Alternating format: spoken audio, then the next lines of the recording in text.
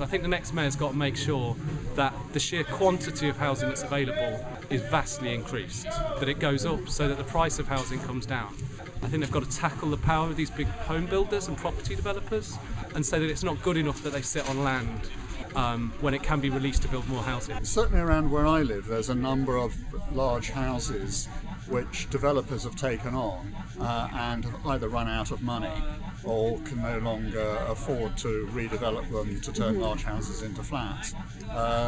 As a result, they're beginning to look very tatty, and of course they're empty, they're not being used. So perhaps the new mayor should take emergency powers to force these people to redevelop the properties within, say, 12 months, or to have them forcibly compulsorily purchased. They also need to place a lot of responsibility back onto private landlords. You know, this idea that everyone in the UK is entitled to buy a new house, rent it out to someone, and then that's basically whatever they want to do with it is fine. I think it's not the way we should be looking at housing. Housing is a social good.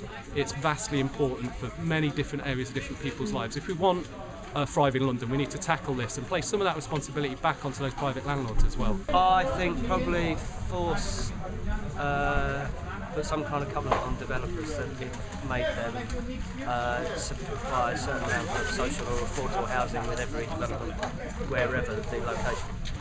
I want the next mayor of London to promise and make a commitment to ensuring that every Londoner has a safe, secure house, and that the kind of housing that they want as well, not just some place to call a roof over their head, but also somewhere where they can live, thrive and enjoy life in.